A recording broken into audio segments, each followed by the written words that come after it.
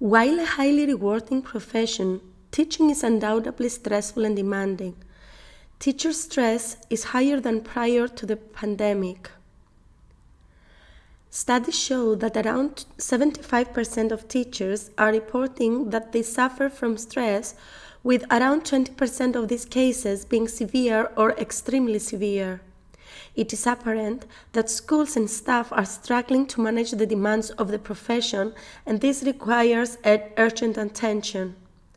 According to the transactional model of stress and coping, stress arises when there is a perceived discrepancy between the demands placed on an individual and their resources, for instance, time, ability, to successfully meet the demands. Consistent exposure to occupational stress can lead to decreased job satisfaction, mental health problems, and may result in burnout and decisions to leave the profession. Interestingly, the World Health Organization recently changed its definition of burnout to a syndrome resulting from chronic workplace stress that has not been successfully managed. So, if unmanaged, workplace stress leads to teacher burnout, then what are we doing to both prevent and address the causes of stress in the workplace in our school in the first place?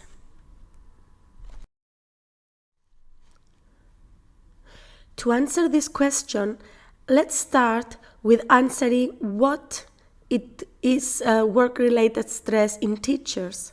Multiple scholars have described work-related stress in teachers in a variety of ways.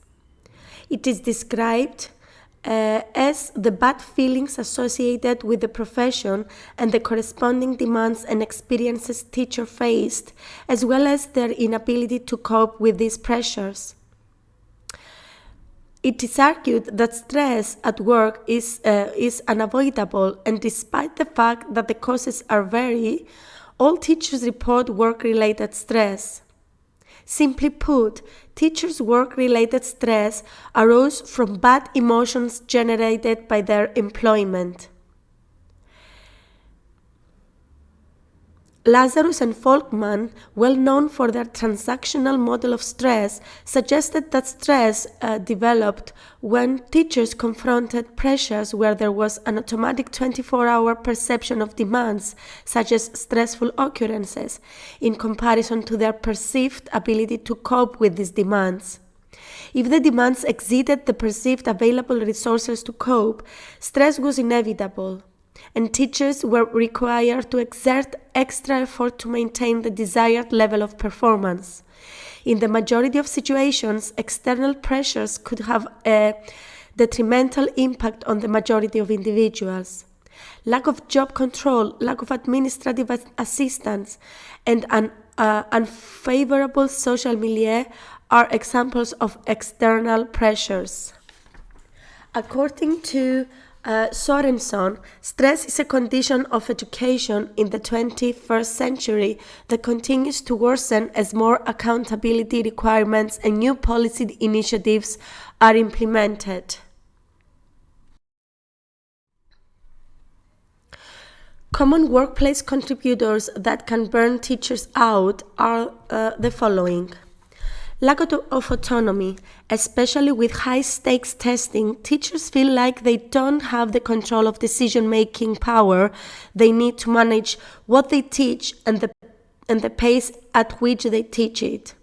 Interpersonal relationships, not only are teachers tasked with managing behavioral problems inside their classroom, but they also report added stress from handling difficult parents. And supportive culture, when teachers feel like colleagues and school administration aren't taking their concerns seriously, they don't feel like valued members of the team or like their opinions matter. Resource shortages, it's not just a dearth of textbooks or bookshelves. Teachers often don't receive the tools they need to help struggling students who are struggling inside and outside the classroom. Long hours, it's not uncommon for teachers to take their heavy workload home with them, Many spend their evening hours grading papers or planning lessons rather than decompressing and practicing self-care. Compassion fatigue or burnout. Teaching is a caring profession. In other words, it revolves around looking after others. These kinds of jobs carry emotional labor above and beyond classroom tasks and activities which can wear teachers down over time. Toxic positivity. Teachers are expected to be patient, stable, caring, and in control. But under that mask of positivity, they suppress their real struggles to meet the expectations of their profession. Now, let's discuss the differences between organizational versus operational stressors. Organizational stressors are the following: role clarity. Staff don't understand their role, reporting relationships, and key duties and aren't informed of any changes, including new responsibilities.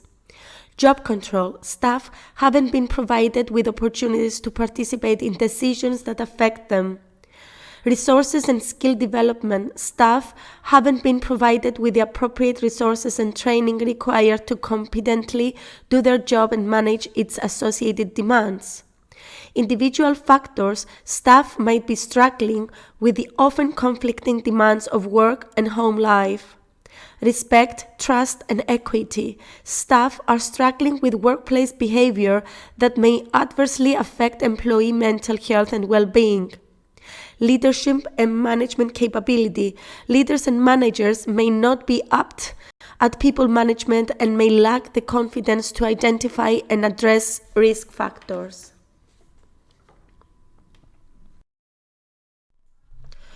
Operational stressors are the following. Dealing with the school community. Staff are challenged by threatening or inappropriate student or community member behavior. Occupational violence. Staff are experiencing threats to their physical or emotional safety from staff, students, or community members. Long working hours or excessive workload. Workload is excessive, undefined, and poorly managed or overseen. Practices to combat stressors and retain teachers. Assess your stress level. When stress overwhelms you, the first step is to assess the problem, observe your body's reaction, and recognize your feelings. Determine if the source of your stress derives from something at work or external factors. If it is a problem caused at work, evaluate if it is a minor or if it is a major issue that needs to be resolved. Regardless of how stressful it might be, identifying the problem and its depth helps put things in perspective. If several minor issues account for your stress, then try to tackle each one individually. You might not be able to solve all of them, but managing a few can be a fresh start. Schedule time to respond to your stress. Take control of your situation by scheduling time in your routine to problem-solve ways to reduce your stress. For example, if advancements in technology are causing you stress, then set aside time in your schedule to educate yourself on the software or tools. Prioritizing the time and practicing problem-solving techniques to manage your stress can help build your confidence. Establish realistic goals. As an educator, your days are composed of to-do lists. Sometimes these agendas create worry if a task is not accomplished on time or if it is never completed. To gain control and overcome these fears, establish realistic goals that you can accomplish with a realistic deadline. Feel empowered to alter your lists based on other events.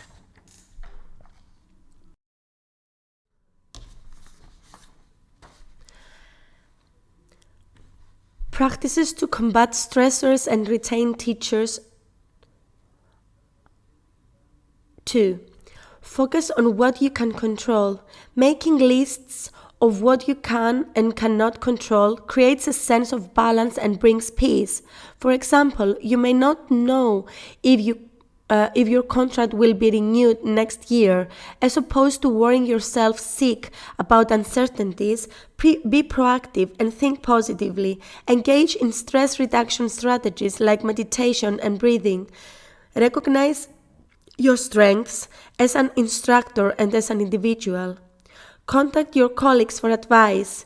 Your colleagues may be encountering similar work-related stresses and have advice on how to manage stress.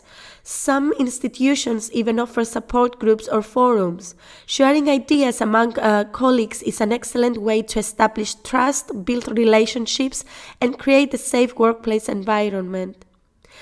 Participate in stress-relieving activities. When work is overwhelming, it is easy to forget about participating in stress-relieving activities. For example, journaling is a simple way to track your accomplishment. Recording your thoughts and reflecting on your past can be a safe haven. Whenever review your previous days, weeks, or months, you can see how far you have come and begin to build your confidence and self-worth.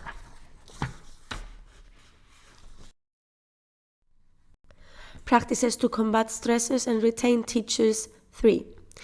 Prioritize your health, family time, and quality sleep. How you spend your time reflects what is important to you. Take care of yourself with daily exercise and healthy eating habits. Spend time with your family or friends to bring balance to your personal life. Finally, get quality sleep to manage your stress levels. The idea of sleeping less and working more is misleading, even under normal circumstances. Remember, everyone should try to get a minimum of 8 hours of sleep per day to be productive. Relax. Mindfulness exercises and peaceful environments are essential in schools, but unfortunately, they are not always available. If you enjoy quiet tea time or lunch break, then incorporate it into your routine. Moreover, learning relaxation techniques such as yoga and tai chi allows your mental and physical elements to connect. Brain patterns are usually affected by underlying anxieties and irritabilities. Altering your location and participating in a relaxation technique can help you effectively react to stress. Do something different. When your symptoms of stress arise, do something different to immediately ease your anxiety. Go for a bike ride, play a game you enjoy, watch an interesting documentary. Engaging in something else could quickly relieve your stress levels and give you control over the situation. Determine your response. Allowing the issues to stew over time may result in long-term physical and emotional consequences. If you decide to respond to your administrators or colleagues to resolve your stress, then make a plan. Clearly communicate your problem, the steps you try to rectify it, and what you need from them to solve it. Resilience. Learn the power of your breath. It may seem intuitive, but so many of us end up holding our breath, especially when we are stressed. Breathing exercises work with the cardiac muscle to shift our vagal tone toward a parasympathetic balance. In other words, breathing deeply takes our body from a fight or flight state towards a calm and balanced one. Being aware of your breath for a few minutes every day, right before your class begins, or even with the students, can have amazing benefits for your health. Breathe into the diaphragm through the back of the throat for 4 seconds. Hold for 4 seconds. Breathe out slowly through the back of the throat for 6 seconds. Hold empty breath for 2 or more seconds. Then repeat. Sleep better.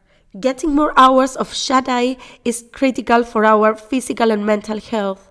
Research by the University of Pennsylvania, for example, found that subjects who were limited to just 4.5 hours of sleep a night for 1 week felt more mentally exhausted and stressed. Their mood improved greatly when their sleep pattern resumed to normal. Thankfully, there are techniques to try to help you get better sleep. Improving your sleep hygiene is a great way to beat sleeplessness, and a few changes can really help. First up, ditch the afternoon coffee. Caffeine stays in the body for several hours after you consume it, and new research suggests it may even disrupt the body's natural circadian rhythm, proving to be almost as bad as bright blue lights. So you may want to limit your coffee to the morning or switch to the caffeine-rich green tea. Another tip is to lose the laptop and smartphone at night. A recent study revealed that the blue screen light can delay the circadian clock, suppress levels of the sleep-promoting hormone melatonin, and even lead to groggy mornings. Lastly, new research suggests that sleeping on your side compared to your back or stomach can help your brain. Meditate. Take the simple breathing exercises discussed earlier in a bit further by exploring the practice of meditation. This is about training the mind to acknowledge its content without becoming identified with it, and often involves concentrating on the breath, a good way to focus your mind. Choosing to follow your breathing or concentrate on another object in a sustained fashion is a form of focused meditation. Another form of meditation, open monitoring meditation, involves non-reactively monitoring the content of experience from moment to moment, primarily as a means to recognize the nature of our own thoughts and emotions. Scientific research over the past decade has shown that meditation can have physical and long-lasting effects on the body and brain. As a more immediate mechanism to reduce stress, meditating can also trigger the body's relaxation response. With more consistent practice, the brain can even be rewired, resulting in elevated levels of mindfulness, equanimity, compassion, and empathy. And these traits can also be shared with your students for a calmer classroom. The good news is that it doesn't take decades to sitting cross-legged to benefit from meditation effects. Even a short 10-minute meditation practice can help you start your day with a positive attitude and more resiliency against stress. The Headspace app offers daily 10-minute meditation for 10 days, which is a simple way to give meditation a go. That's enough time to see if you like it and experience some of the benefits. You can also try the following exercise. Scan your body slowly from the top of your head down to your toes. Become aware of your body's various sensations, whether that's pain, tensions, warmth, or relaxation. Observe but don't judge these sensations. This technique focuses your attention on different parts of your body as you progressively relax each area, while helping you become more aware of your bodily sensations and the thoughts that come and go. Listening to music. Playlist for teachers, 10 great songs to help you de-stress is very important. Say no. I can say this from exercise, and seeing my mother juggle her own classroom and students, being short of time makes it even harder for us to say no. Perhaps we are too busy to realize our time-deprived schedule, but being stressed and tired automates your behavior so that we say yes to more and more out of sheer habit. Planning and rehearsing how to say, I wish I could, but I can't, really take any more responsibilities. Before the task is asked of us, habituate us to respond this way. Improvements to your well-being doesn't require non-monumental change. Just getting a little more sleep and a bit less stress on a regular basis will have profound effects. Other simplicities include taking the time to enjoy what you enjoy most, stroking your pets, exercising, or simply lying around listening to music. We must all remember that educators are also caretakers, and caring with their caretaker is just as critical to the well-being of our community. Now, let's discuss about conflict management among teachers. Any school staff can and even should have a certain degree of conflict. When people are working in an environment as emotionally charged and stressful as a school, conflict is bound to arise between staff members. But teacher conflict and clashes are not necessarily negative and need to be avoided. When teachers have conflict and find a way to work through it, their professional relationships are strengthened. One of the primary roles of school leaders is to help lead staff through and even embrace conflict. In the process, they are building a constructive and collaborative team of teachers. Here are 6 tips to productively address staff conflict. Serving in education is one of the most selfless and community-focused careers that an individual can pursue.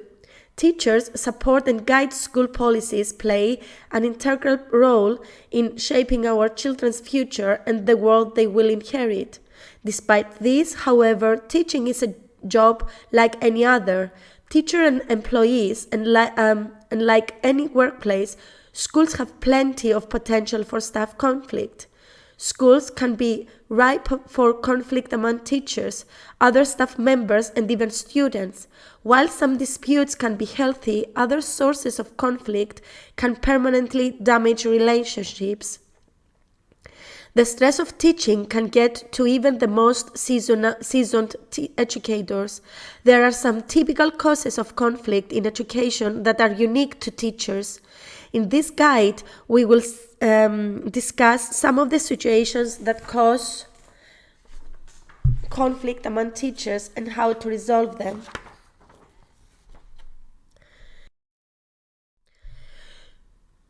Let's discuss first about causes of teacher-to-teacher conflict in schools. Conflicts at schools are bound to happen, but teaching is different from most other professions and workplaces. Teachers must remain agreeable for the most part in front of their students. Teaching differs from a typical office job where parties can more directly and sometimes publicly address conflicts. The nature of the classroom environment requires conflict resolution to occur elsewhere or during particular windows of time without students present. But why do conflicts arise between teachers and what are the triggers for these problems? Below, we will dive into some of the common causes of conflict for teachers. Lack of administrative support. Education, like most professions, requires dynamic collaboration between teachers and other faculty members. For teachers to successfully operate in this type of environment, schools need to provide strong administrative support. Unfortunately, amazing principals and strong district leadership are not always present in certain schools or even some districts. If a school system does not have good principals, teachers can find themselves pitted in conflict with other teachers. The lack of a solid administrative team can also make an existing conflict worse due to ineffective mediation. On the other hand, when a school or district sets unreasonable expectations of staff performance, there is also a much greater chance of disagreements between faculty members.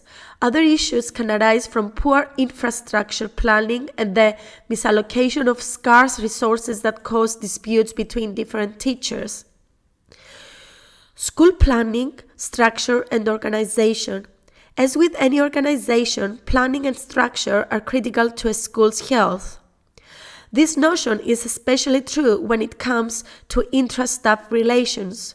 Schools without clear short-term and long-term plans can create a chaotic and stressful work environment for teachers. In addition, without an effective organizational strategy and common direction to the school, conflicts can arise between teachers that try to set their agenda. Allocation of school resources. Resources are vital to the success of both students and staff. If these are inadequately allocated or distributed unfairly, this can cause strife among teachers. Poorly allocated resources constitute a significant source of conflict in a school system. Part of the administration's job is to ensure that materials, time, training, attention, and workloads are distributed fairly. If these resources are unbalanced, it can cause jealousy and resentment among the teacher staff. Low teacher satisfaction. Another primary driver of teacher-to-teacher conflict is low job satisfaction among educators. As a result, teachers must do more with less and continually face overly demanding or disengaged parents. In addition, the field has become increasingly challenging in the wake of budget cuts and the global pandemic that has forced teachers to adapt to virtual learning on the fly. These factors contribute to poor job satisfaction and high stress, which creates an environment of conflict that can lead to artificial conflicts that are misdirected at other teachers. Focusing on individual versus school community. To create a healthy campus environment, educators and administrators must balance the expectations and responsibilities of students and staff. When this relationship is skewed, it creates friction among teachers, which directly leads to conflict. Therefore, it is essential to take all parties' needs into account when building school culture.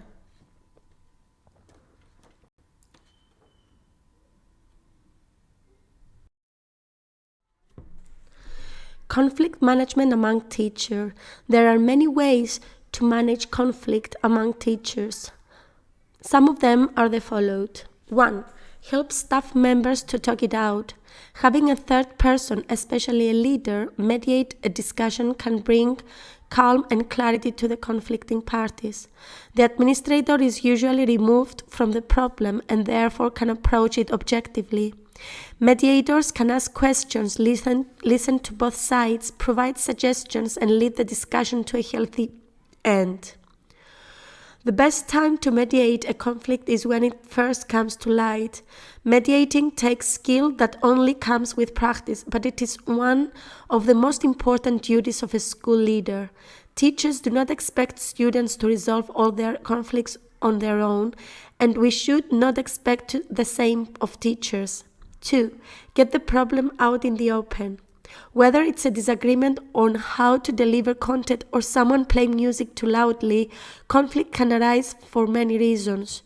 Too often, nothing is said and feelings fester as tension builds. In their professional learning communities, staff should be encouraged to be candid with each other. Often slights and offenses are not intended and can easily be addressed. This can only be done if the problem is addressed openly. 3. Don't make them kiss and make up. Your role as administrator is not to make teachers into friends. Your job is to lead a school with a positive learning environment, and teachers do not need to be friends to make that happen. Whether the conflict is the goal should be to get teachers back on the same page so they can be effective. This does not mean teachers have to hack it out or grab a beer after the meeting. That is often too lofty of a goal and not realistic. Instead, set realistic goals that get your teachers collaborating again. 4. Use protocols so everyone is heard. It's critical to spend time establishing norms and making use of protocols. Protocols can help teams avoid dysfunction and leave honest conversation to deal with conflicts. There are some great protocols to make sure everyone's voice is heard when dealing with conflict. You can set ground rules at the start of mediation, like agreeing on confidentiality or not talking over one another. Create empathy by having teachers reverse roles and assume each other's position. Another great protocol is active listening and creating structure when someone talks or responds, or when they just need to listen.